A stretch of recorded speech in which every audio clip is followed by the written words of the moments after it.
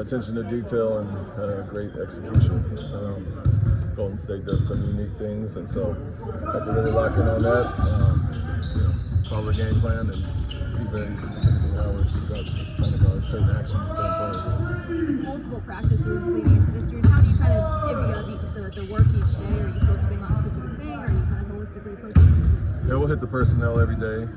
A lot of guys are going to be guarding a lot of different positions, so we want to make sure we know, KYP know our personnel. We'll mix in some offense and defense tomorrow and kind of start to get into their play calls. But today was a good day to get back after it. Got the scrimmage, got up and down for the guys who have only played once in last week or 2 weeks. And so a little bit of both today, a lot of personnel throughout the week. We'll focus on offense and defense. Why are you confident your team can keep its core and execute in kind of a hostile situation against a guy like Draymond Green? Oh, we've done it. I mean, we just did it recently. Obviously, that game was pretty chippy up there. And guys handled it well, so it was back and forth on both sides, and our guys understand who does what, and that's part of what Draymond does. So, what's made him successful is bringing that edge, toughness, and kind of heart and soul to that team. So guys understand that competitive side, and I think what we do well favors us in the playoffs. Being physical, being aggressive, and we don't have to flip the switch and become who we haven't been all year. That's what we've done. What's your approach to lineups for this season?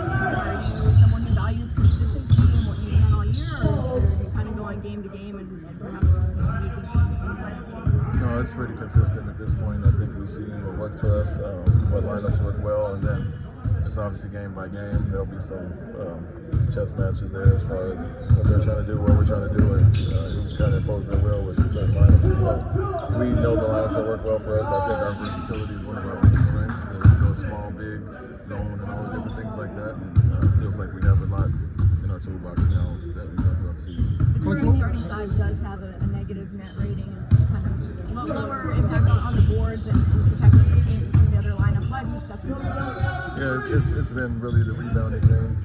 Moving guys around to certain positions has hurt our rebounding, but we've also defended certain players very well with those lineups, and so it's something we looked at, and we can tweak some things and put different players on different players. Obviously, men guarding guards and being away from the basket has hurt us some. The out-ball has hurt us some, and so you can take away a few things, but it hurts you in certain areas, and so that'll be something to look at specifically matchup-wise with them. When you first got here and you were trying to build a winning culture, how big was it to have someone like Fred VanVleet here to kind of help you and be like a second voice to the young guys on the team? Yeah, that experience and that he brought, that Dillon brought, that Jeff brought as well. It's helped us immensely. I think a lot of our guys, they had some bets at times, but they have been around a lot of losing. It was good to see guys come in on a consistent basis and preach the right things, but also back it up with their play on the court, not just words. And so Fred's been instrumental at that. I think he's allowed us to grow our young guys in certain ways, and they kind of learn from the lessons that he imparts out there. And so huge pickup for us. Like I said, the right bets are crucial for their development, and they've done that. Coach, it's been 6 years since these fans have been waiting for a playoff game at home. Why do you expect this crowd to be a factor in the series? Yeah, I'd expect it to be crazy in there.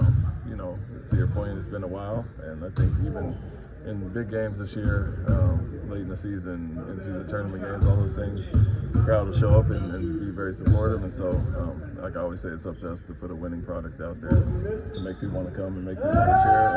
And when you achieve the playoffs, that's obviously a first step in that. So we're not just happy to be here. We want to obviously make some noise as well. But the way we play, our aggressiveness, our exciting brand of basketball, getting up and down, I think resonates with the crowd. And Coach, what are some of the Go ahead. Coach, what are some of the things that you told your young players about going into the playoffs as far as the officiating is concerned, playing through the contact? Yeah, the game slows down. It gets more physical. But like I said, I think all those things favor us. We don't have to change who we are all year and what we've been for the last few years. And so you're going to have to play through some things. But I think we've had some tight games and some big games. I think looking late in the season against OKC and Golden State, those games had a playoff feel, environment, atmosphere. And so those things bode well for us going forward. But more so than anything, not overthink it. It's just basketball at the end of the day. albeit more aggressive, more physical, but I think those things favor us.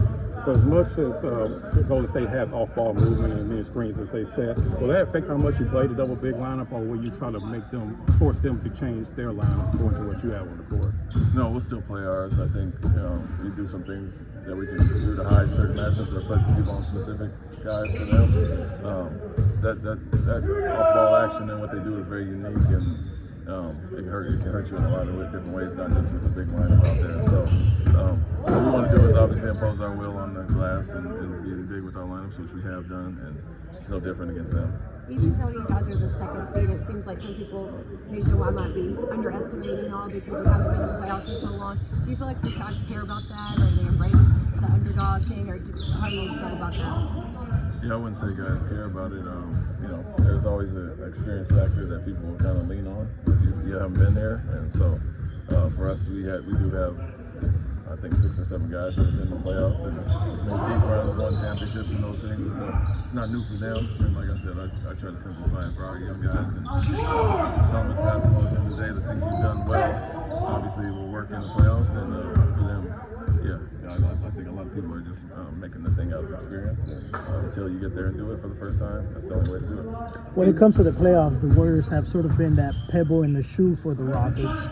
Is this an opportunity to maybe avenge some previous debts, if you will, and for yourself, with Boston losing the finals against Golden State? Yeah, I mean, you can say that because I played them, quite a few times over my years, and even in San Antonio for years, we played them regularly in the playoffs, but I don't think anybody here in this building was a part of losing to them.